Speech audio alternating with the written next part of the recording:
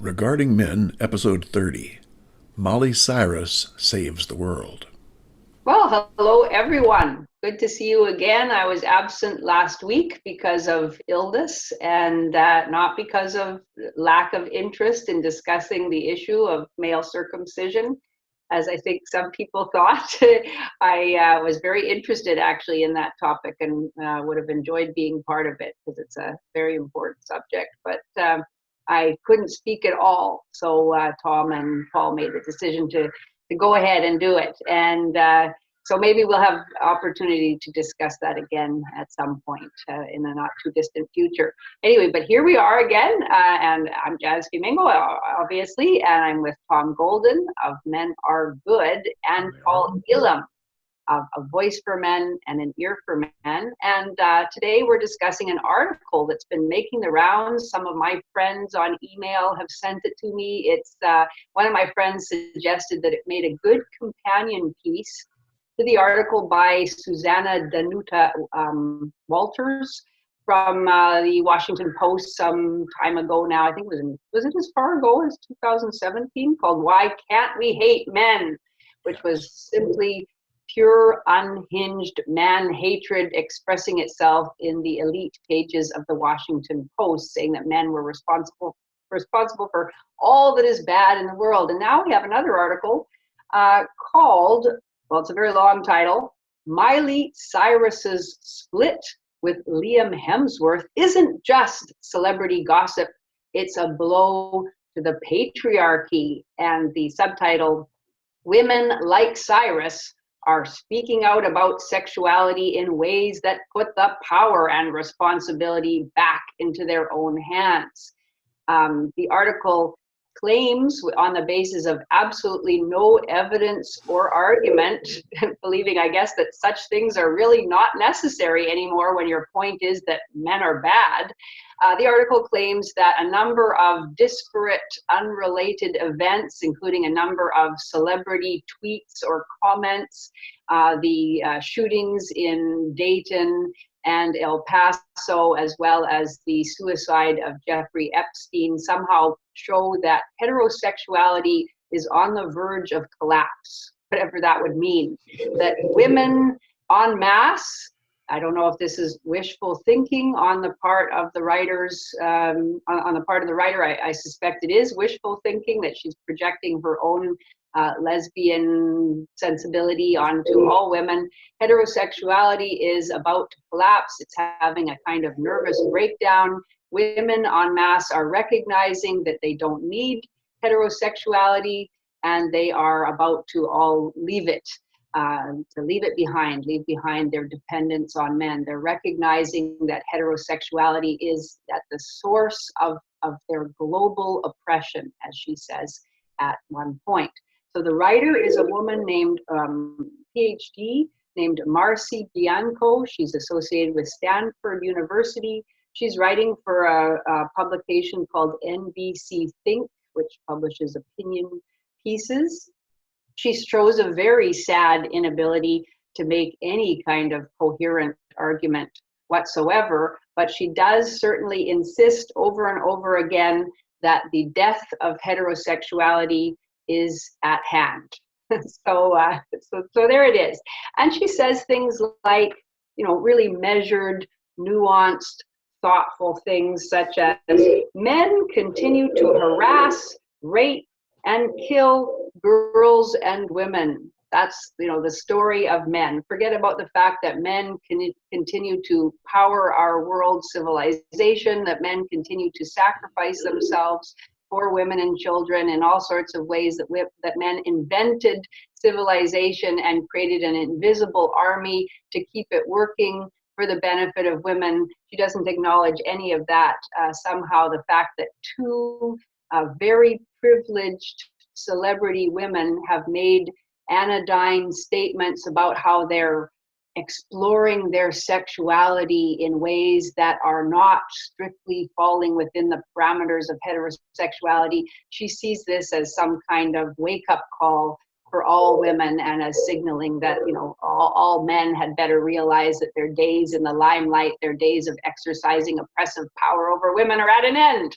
And that's it. Yes, it's just full of calumny and ridiculous slanders, absolutely unsupported by any kind of evidence, as if women themselves are not violent in relationships, as if lesbian relationships are not themselves often very violent, as study after study shows. I mean, you know, it's just full of so many lies and sleights of hand. I'm getting myself all worked up and angry about it, and we haven't even really started looking at any of the specific statements. So, you know, the fact that this article gets published in NBC, a supposedly sober purveyor of news and opinion, you know,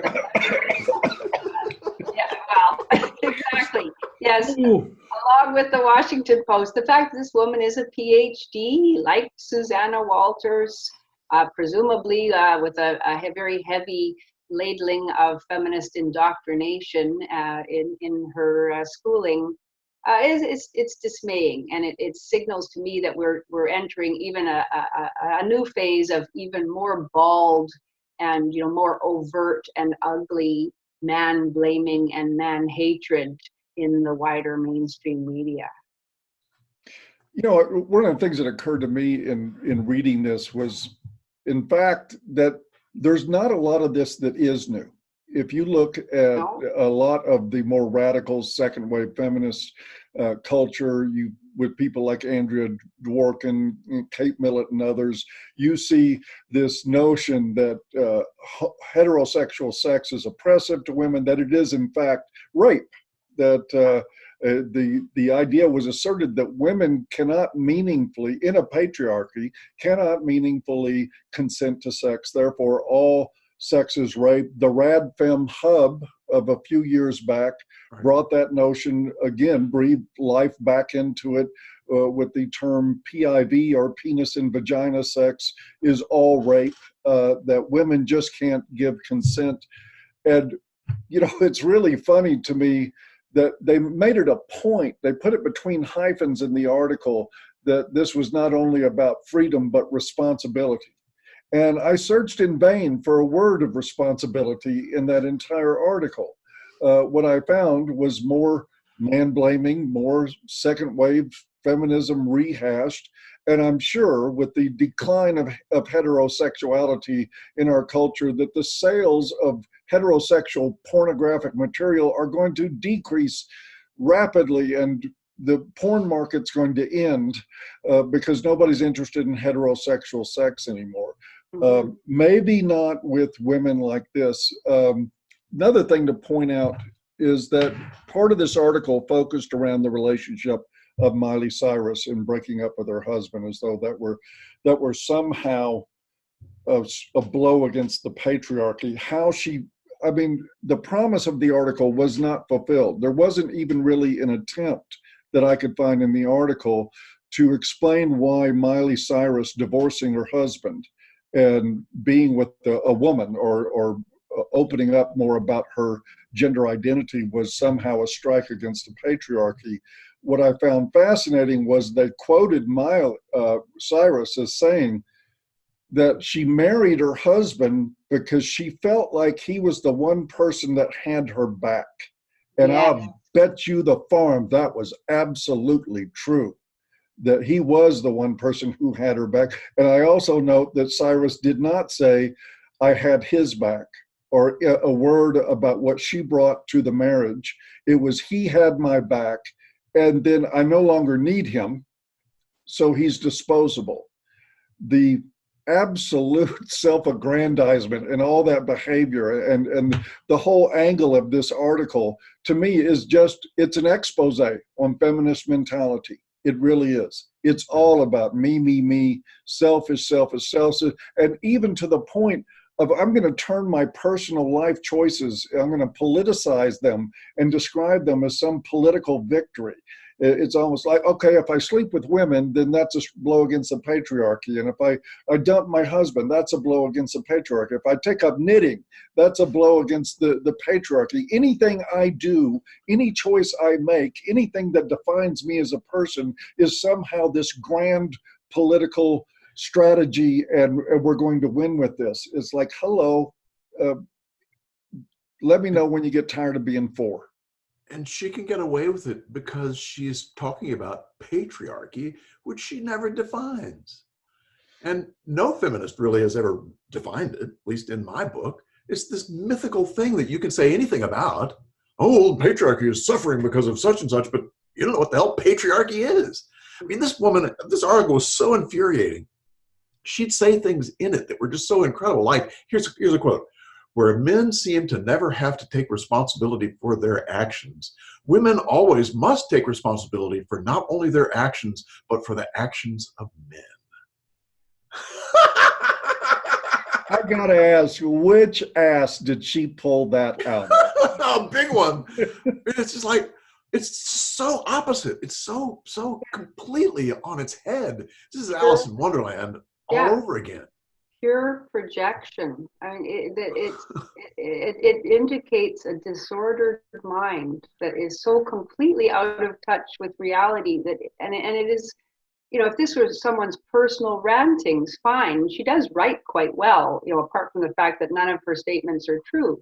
But the fact that some editor at NBC Think thought this was fit to print, when it makes statements like that, what does she mean by that men never have to take responsibility? When you can be a man who has a one-night consensual affair with a woman, you can be a man raped by a woman and find yourself responsible for paying for the child that is produced because of that sexual union for 20 or 25 years. How is that men not being forced by the patriarchy to be ultimately responsible, whereas women have all sorts of choices about whether they want to be responsible or not for the child that is produced from that sexual activity? They can abandon the child, they can abort the child, they can abandon the child, they can give it up for adoption, they can do whatever they want to do. They can force the man to pay for the child. They can not even tell the man that he's the father of the child. They have all sorts of choices about what degree of responsibility they want to take. Men don't have that choice at all. What is she talking about? I mean, it really is. And I agree with you too, Paul, that thing about Miley Cyrus. She chose to marry the man that had her back. So she chose to marry the person out of all the people that she had come into contact with in her life who was most devoted to her. And as you said, not a word about what she owed him. And apparently she has a quotation in some statement that she made about how she was going to be carefree, but not careless. And this is supposed to be some major statement of feminist empowerment. I'm sorry, caring for other people is part of what it means to be a responsible adult. Being carefree, that's a prolonged adolescence that has nothing to do with empowerment. Supposedly women, care for other women, and men only care about oppressing women.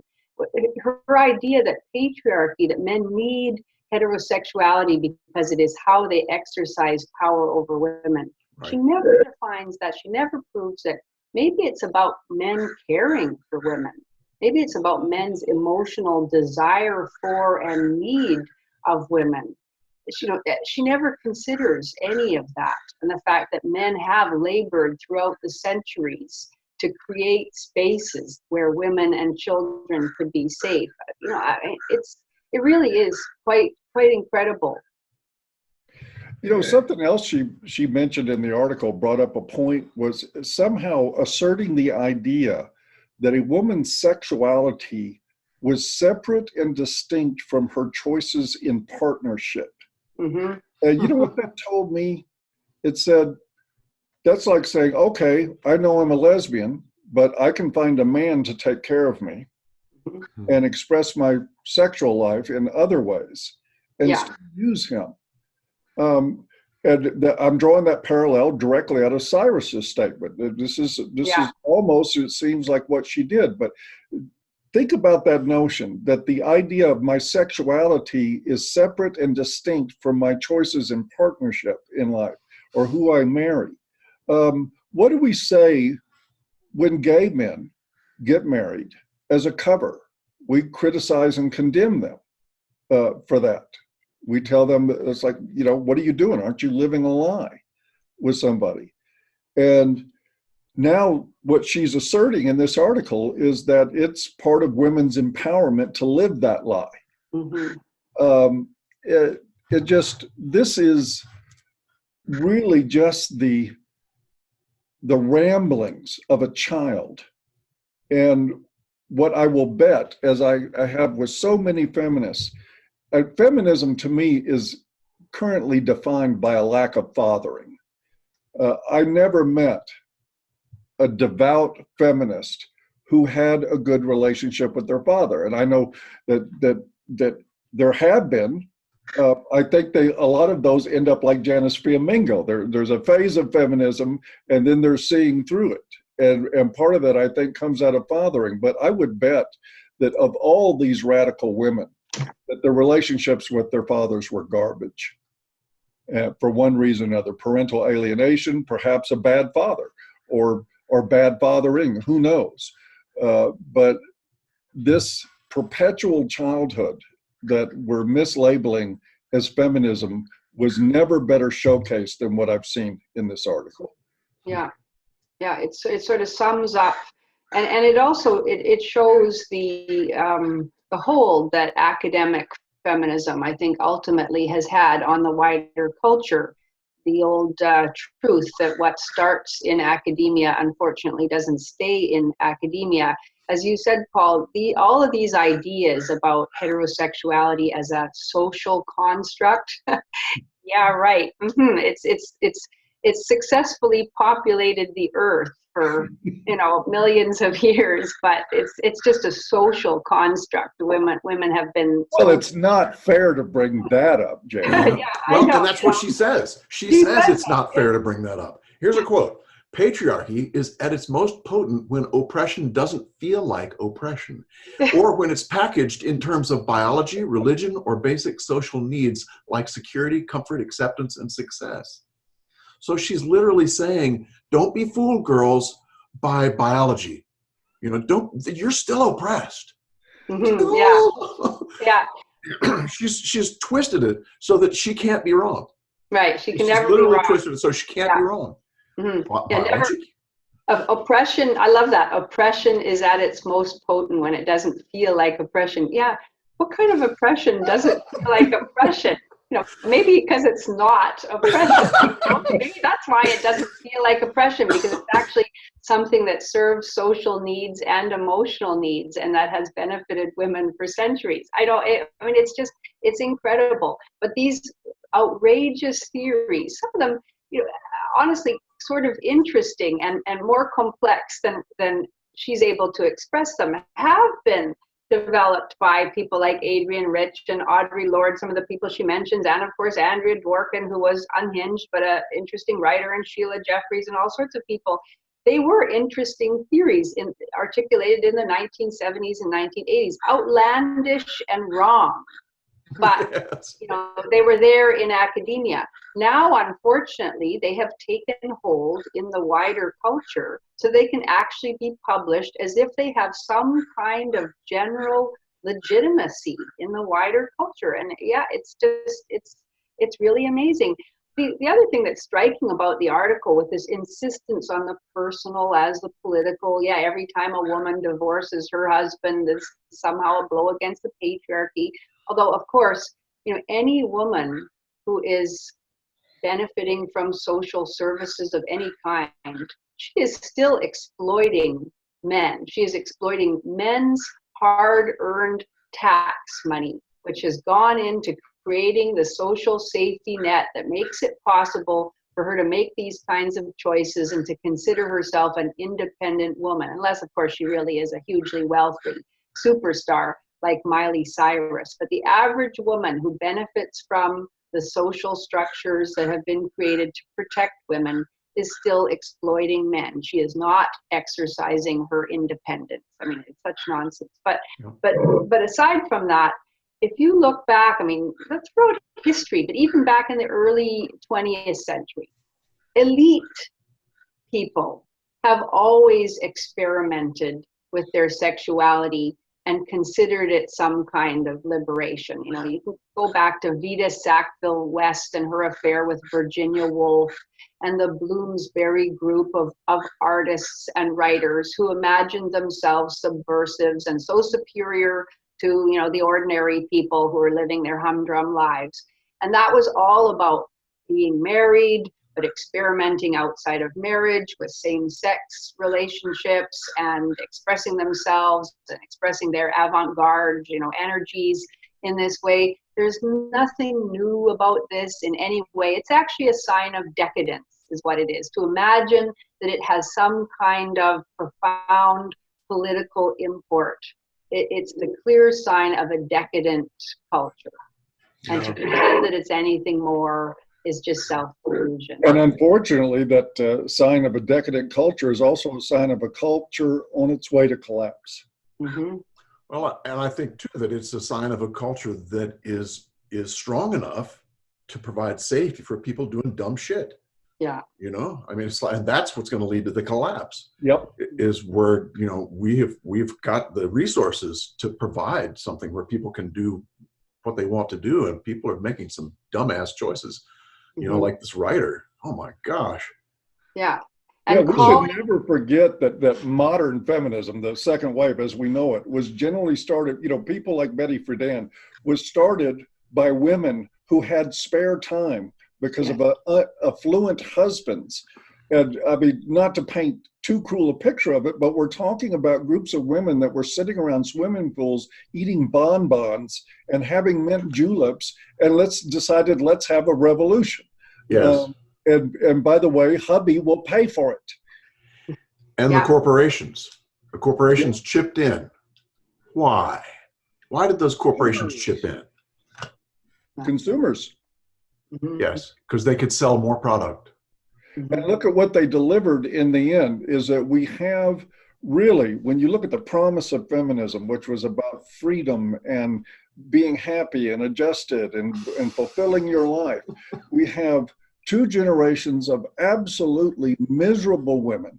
Yes. Who have basically been relegated to life in and most of them at mid-level management or best, sitting around missing their kids with bags under their eyes at jobs they hate, barely making ends meet, but they're obedient consumer units as long as you tell them this is empowerment. And that is what feminism has produced and nothing more. And it's why feminists are so freaking miserable overall. Yes. Yeah. And it's why this article feeds people like that. You know, it's like food. It's like feeding them. It's crazy. Yeah, you know, and it tells people that, that you know, making a lot of bad choices and behaving badly in general is something that should be applauded and, you know, and emulated by other people. It's so irresponsible. And they do it. Applaud it and emulate it. Yeah. It's amazing. Yeah. Yes. Women's choice. Yeah. It's a woman's choice to choose a man that's going to beat the crap out of her. And then it's a woman's choice after she takes him into the DV place within a year to choose another one that does the same thing. And then it's her responsibility to become a lesbian. Not only that, but she blames men. Everyone blames men. Oh, these bad men. No one says a damn thing about how maybe she made a poor choice. She chose poorly. You know? No one says anything about that. I've never heard a thing said about how women are choosing poorly. But if 50% of divorces are out there, women choose the relationship, right? Yeah. No, you're not allowed to discuss anything in our society that may suggest that women are responsible or accountable. Which is the exact opposite of what this woman says, you know. Women are not only accountable for themselves, but for what men do. It's like, oh my God. I mean, if that's true, why is it that's one of the main planks of feminist activism right now is to introduce into law all sorts of stipulations whereby women are not responsible for the choices they make in sexuality? So that, you know, a woman who has a couple of drinks is no longer responsible for her consent. Feminists themselves, they're overt about saying that women are not responsible for, they're not able to consent if they've had a drink of alcohol. So how can you claim then that women are reclaiming their responsibility? Reclaiming, I mean, reclaiming would imply that women ever had responsibility in the first place or ever had power, which presumably contradicts everything that feminists believe anyway about the past. But I mean, it really, yeah, the article sort of sums up what 40 years of feminist thinking has produced. And it is very overt infantilization of women and mass blaming of men in the most crude, hurtful, and hectoring of tones. And I mean, it really is, as my friend Paul Nathanson has said, this is really identity harassment. Women talk endlessly about, and we in our culture talk endlessly about sexual harassment, as if a man calling out, "Hey, love you in those shorts," is going to ruin a woman's life for 6 months or something. But, you know, this is identity harassment blaring out from the pages of so-called sober news organs saying that men are no good. Men are responsible for everything wrong in women's lives, and women should abandon men en masse. Women should leave their husbands. Women should reject men's romantic overtures. Women owe men nothing. Women owe themselves everything. Men owe women everything. I mean, it really is a poisonous message. And I mean, we've got to start calling it out for what it is. I call it a bobblehead culture. We have feminists that sit around and they say, we make women responsible for everything men do. And their heads, and then you got a whole room full of heads saying, yeah, that's absolutely true. In group bias. And then they publish it. Yep. Yep. Yeah. I love that phrase. The lack of awareness in this is stunning. It is absolutely, the lack of self-awareness is mind-blowing. It's brainwashing. Yeah, the lack of humility, the arrogance of it. This is what happens when you tell generation after generation of women that they've been oppressed and they've been held down and everything that is wrong is a fault of men. And it really does produce a monstrous ego that we see on display here. It's very disturbing. Yes, it is. Yeah, really, really horrible. So women and men need to start speaking out against this kind of nonsense. And wasn't it something that there was no comment section for this article? Yeah, I guess. Yeah, I think there would be a lot of very telling response. I would love to see the comments. But unfortunately, they're making sure that there aren't any. They know better. Yeah. So that's why this woman deserves our Flying Puta Award. Indeed, she does. Yeah. Fly away. This is really a remarkable instance of just of hate.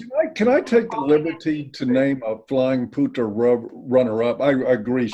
A runner-up. This is a first. A Flying Puta runner-up.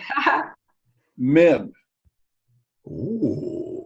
This stuff survives largely because men are of the mentality that you're supposed to just give women whatever they want. And I don't care what they write about. None of that matters to me. It doesn't matter in my life. Well, guess what? It does. It really does. And it is men's enabling. This woman is allowed to be a flying puta, largely because of men in this culture. And we have to call that out too. Yes. I think it's equally important to point out, where does the enabling come from? Yeah, it's a good point. So we salute you too, guys. We'll have 2 putas this time. Yeah. Well, may not qualify for a double puta because this woman stands alone as a flying. Okay, we'll leave her alone. It's amazing. Fair enough. But it's only because men are enabling this that she was ever allowed to publish this garbage or that it's taken seriously. Good point, boss. So who gets the humanitarian? Well, I think we should give it to Daphne Patai, who I believe actually still calls herself a feminist. I haven't seen her writing lately, but she's written a number of really important books about the ills of feminism. And the one that's most relevant in this case is her book called Heterophobia, Sexual Harassment and the Future of Feminism. Yes. And she really calls out feminism for its lies about sexual harassment and about the supposed oppression of women in general. And her point is that what feminists are intent on making by introducing sexual harassment legislation into academia and into schools and workplaces is a nightmare of totalitarian surveillance and coercion, far worse than even the very worst imaginings of a feminist dystopia, of male power. She recognizes the harms to men in a culture where anything a man says or does can be called out and therefore subject of discipline and punishment, even if it's as innocent as asking a woman out on a date. And so and she sees the underlying theory, the hatred of heterosexual relations that's at the base of this kind of fear-mongering and hysteria. It's a really, really good book, Heterophobia by Daphne Patai, Sexual Harassment and the Future of Feminism. And it counters this kind of nonsense. I would love to see her write a response to Marcy Bianco. So Daphne, if you're watching, write one. Thank you for that. Good one. Yeah, maybe we should write one too. Mm-hmm. But for now, our response here in this discussion will have to suffice. And it does. And it does. It's been a good conversation. Yeah. Thanks, guys. Are we finished? I guess we are. We are finished. All right. Men are good. Hold it. Start that one over. Men are good. All right. There we go. Fair enough. You all take care. Take care, guys. We'll see you next time.